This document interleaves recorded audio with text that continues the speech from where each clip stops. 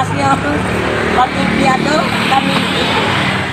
Makanan yang terbuat dari beras ketan ini tentu sangat nikmat disantap sebagai hidangan takjil di saat berbuka puasa. Sehingga tidak heran makanan satu ini kerap dicari dan digandrungi masyarakat di saat bulan suci Ramadan. Saat ini, menurut salah satu pedagang di pasar Ramadan mengatakan, permintaan akan lemang banyak diminati di pasaran, terlebih di saat bulan suci Ramadan. Selain untuk makanan berbuka, lemang juga kerap menjadi hidangan di saat perayaan Hari Raya Idul Fitri. Untuk tetap dapat menjaga kualitas dan cita rasa lemang khas Muratara, pedagang tetap menggunakan bahan-bahan berkualitas baik seperti beras ketan dan pati atau santan kelapa yang murni.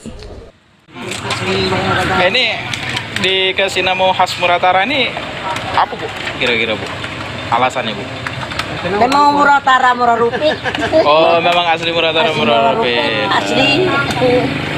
Ini kalau untuk pengolahannya sendiri Bu, macam mana Bu? Bahan Iya. beras ketan asli. Pati yang murni. Pati yang murni. Iya. Sejauh ini untuk penjualan di Muratara, macam mana Bu? Baru mulai coba di sini biasa di Palembang jualnya. Oh. Coba Palembang, di Palembang.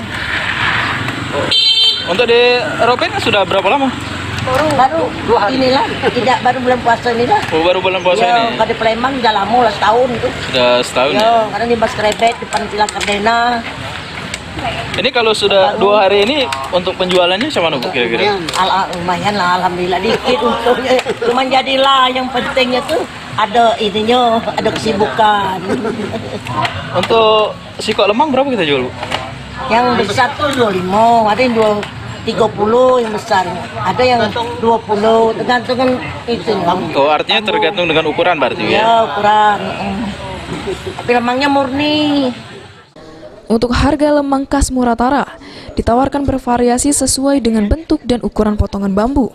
Untuk ukuran kecil dibanderol Rp25.000, sedangkan ukuran besar Rp30.000. Adi Arianza, PAL TV.